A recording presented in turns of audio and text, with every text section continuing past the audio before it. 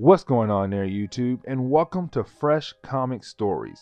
Guys, this is the channel where we basically sit down and cover different kinds of comic book stories from Marvel, from DC, and also IDW. But guys, today we are going to jump back over to Marvel and we're going to pick up with Uncanny X-Men number 125, 126, 127, and 128. Now the reason why we're covering these 4 books right here is because it is the next 4 books we have to cover in our X-Men reading order. But also guys, this is the Proteus storyline. And honestly, this storyline right here is very important in the X-Men reading order because we do get the first appearance of Proteus in Marvel Comics. And honestly, he is one of my favorite villains in the X-Men world. Now guys, I do hope you enjoyed this video, and if you do, please hit that like button down below and also subscribe. But let's dive into Uncanny X-Men number 125 through 128. Here we go, guys. Now we open up the story with Jean Grey being tested by Mariah McTaggart on her new powers she received ever since she became the Phoenix. And this is Marvel just putting it out there that she is way stronger than she was way before when she was just Jean Grey. She has gotten so strong that, matter of fact, she starts to scare Mariah McTaggart because her powers are just off the charts. Now, while that is going on, they are being watched by a man. But this man looks like his body is falling apart. But we come to find out it is Angus McWhirter, who we saw in a previous video, that something took control of his body. But we never knew if he had died or not, and we come to find out Angus is dead, but whoever took over his body is using his body as a way to survive. The question is, who is possessing his body? Now we do get about 2 pages of the X-Men right now in the Danger Room, and this is just Chris Claremont kind of reminding us that the X-Men finally made it back to the X-Mansion after a bunch of different books of them traveling across the world. But we then jump over to Magneto's new base, which is now Asteroid M, and we see he is still recovering from his battle with the X-Men. But again, this is Chris Claremont kind of reminding us that Magneto is still a very important character in the X-Men universe. And right now, he is looking at a picture of his ex-wife. But the thing is, he tells us that he feels like with him looking at her picture and being reminded of her, he's kind of like, she is holding me back from being the person I need to be. And so you have Magneto delete the picture and saying, I need to be a better person. And so we did get a quick reminder, there is another character on the board, and his name is Jason Wyngarde, who is really Mastermind. But he is using his powers as a way to manipulate Jean Grey by sending her mind back in different parts of time, where apparently she was madly in love with Jason Wyngarde. But this is him trying to make her the Black Queen, which we will see her be down the road in a different storyline. But we quickly jump over to Mariah again, and right now she's just walking through her lavatory. But while she is walking around, she realized the room that was labeled Mutant X is open, which scares her quickly. And with her being scared, all of her thoughts reach the mind of Jean Grey. And so of course, with Jean Grey picking up on the thoughts of Mariah, you have Jean Grey change into the Phoenix to go see what in the world is going on. But while she is searching around the building, she does get jumped from behind by Mutant X, which her screams are heard by Havoc, Polaris, and Jamie Madrox. We then jump over to the X-Mansion, where we pick up with Beast checking up on the mansion, because ever since the X-Men had supposedly died, he went back to the Avengers, while Charles Xavier left for space and Jean Grey was living with Mariah. But while he is looking around the building, he does see that apparently people must have been inside the mansion. And so you have Beast run into Nightcrawler and then the rest of the X-Men. And this is Beast finding out that the X-Men are alive. But this is also the X-Men finding out that Jean Grey and Beast are alive as well. Because remember, when the X-Men fought against Magneto, the base fell apart and broke the group up. And each group thought the other side was dead. And so the X-Men thought Beast and Jean Grey were dead, but Beast and Jean Grey thought the X-Men were dead. Now with Beast and the X-Men having their reunion, you have Beast tell Cyclops that his lady is alive, well, and living with Mariah. But when Cyclops called over to Myrrh Island, Polaris picks up and tells Cyclops that something is going on over here. But then she is quickly taken out and Cyclops hears her screams over the phone. So the second chapter opens up with the X-Men rushing off to Myrrh Island to see what is going on. Because the last thing they heard was Polaris screaming on the phone, like something horrible had happened to her. And so they are rushing to get over there to see what is happening on Myrrh Island. Now when they arrive, they do break up into teams to see if they can find everyone who live on the island. The first person they find is Polaris, and she is unconscious right now. But when the X-Men find her, they also find the body of Angus McWither, but his body looks mummified, but it is officially dead, which means Mutant X was using his body as a host until it was no longer able to be its host. Now, after the X-Men found Polaris, you do have the X-Men continue their search on Myrrh Island to look for anybody else who was on there. And of course, they do find Havoc, the brother of Cyclops, they do find Jimmy Madrox, and they also find Mariah and Jean Grey as well. Now, once the X-Men found everybody else, you have everyone come together to regroup and talk about this Mutant X situation. But the thing is, you have Cyclops ask Mariah, who is Mutant X? And Mariah says, I can't tell you. But what I can tell you is that he has two kinds of weaknesses. The first kind is metal, because metal is able to be used to contain him in a room or in a case. But the second thing is he also needs a body to possess every few hours, because once he takes over somebody's body, that body starts to decay. It starts to die off. And once that body dies, he needs a new one to take over. But she says we have to find him now, because the last body he took was one of the clones of Jamie Madrox. Now guys, remember, when it comes to Jamie Madrox, he is able to make clones of himself. And so what happened was Proteus took control of one of his clones to leave Myrrh Island. Now you have the X-Men go out and start their search for Mutant X around Scotland, and they are planning to capture him. But for Mariah, she knows at this point that she might not have a choice here. She might have to kill off Mutant X before things get worse. But we do get a quick glimpse of Jason Wyngarde once again using his powers as a way to play with the mind of Jean Grey. I think I should explain the powers of Jason Wyngarde, aka Mastermind. Mastermind is a mutant with the powers of illusion casting. He can psionically cause other people to see, hear, touch, smell, and or taste things which do not actually exist. But he can also sometimes be able to use this power to play around with the memories of someone else as well.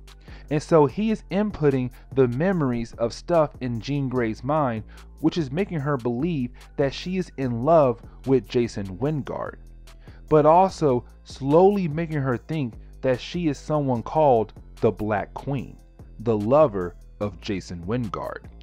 But when Jean Grey is able to break out of his control, she finds another body that was possessed by Mutant X, but it was left behind because he was able to find another host.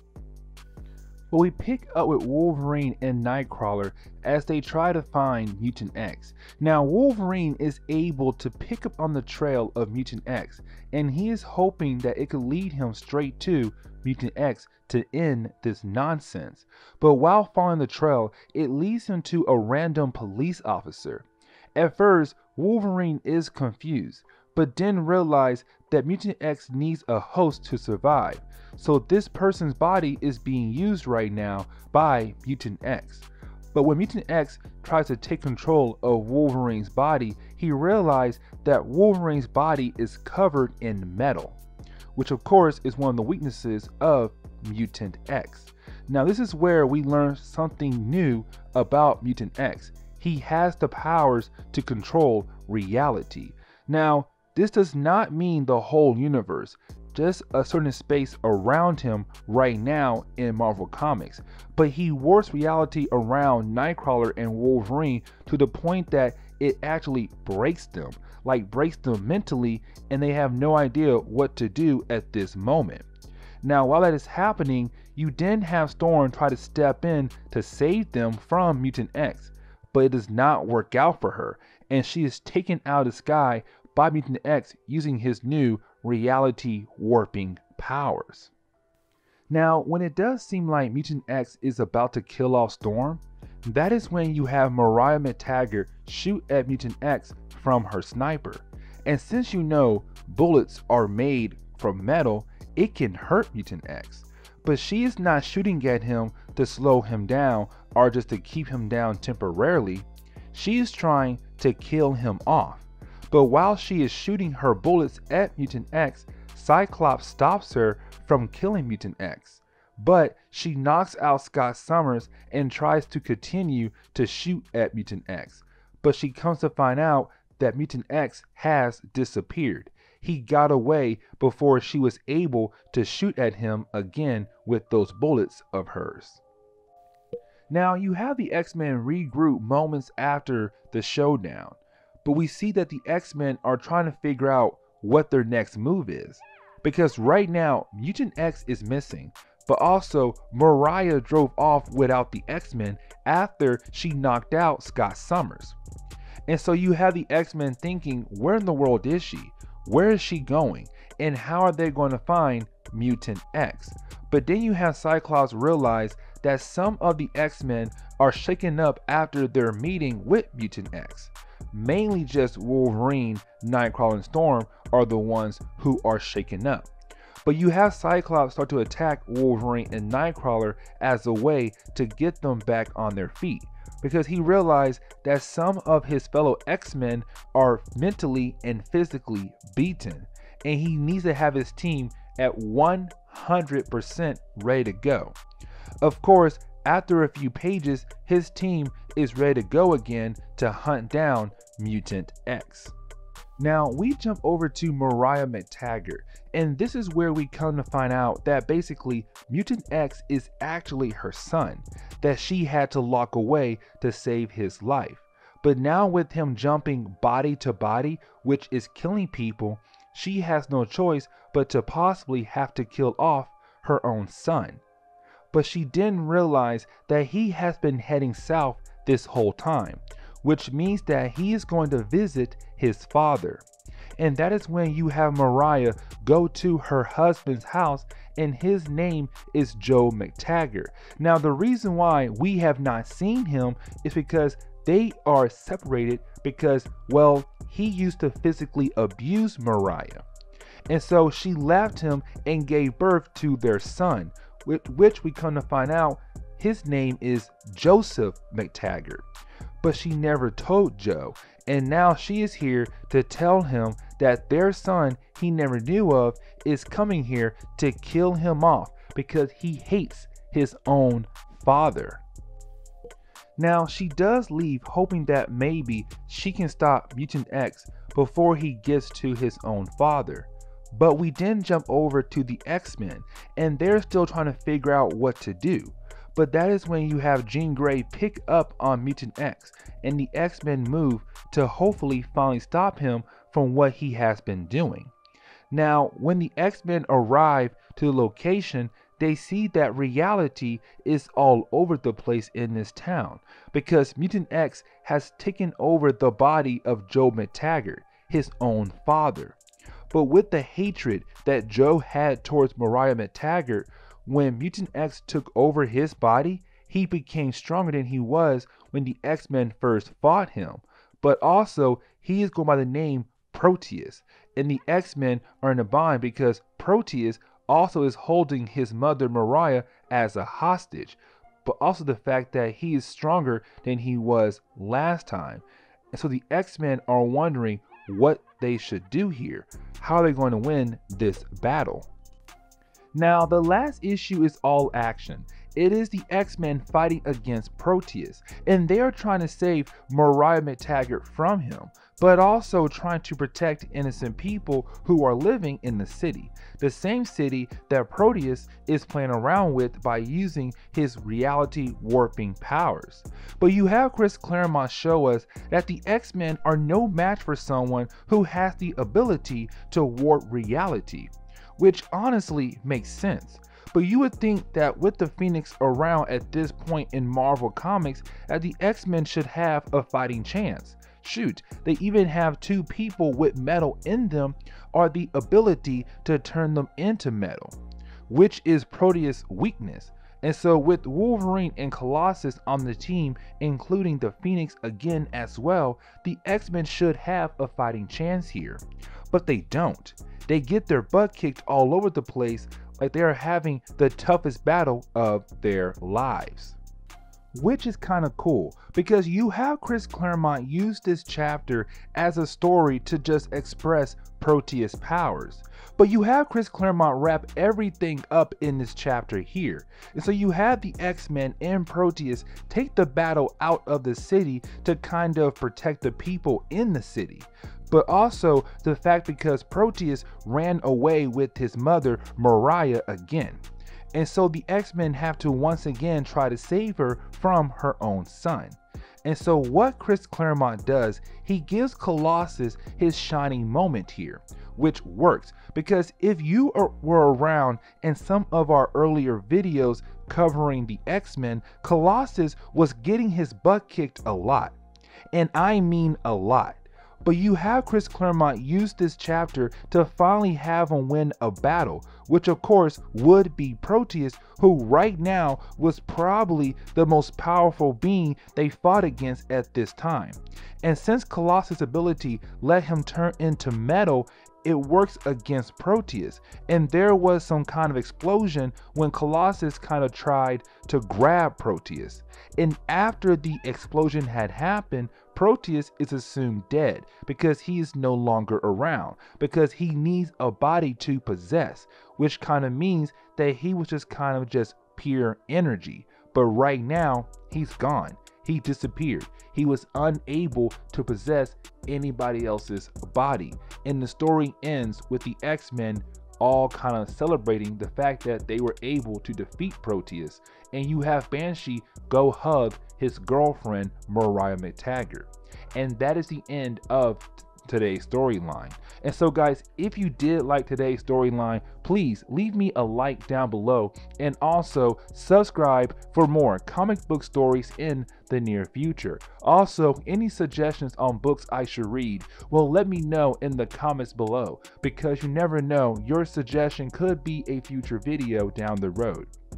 But guys, I'll see you on the next comic book video. Later guys.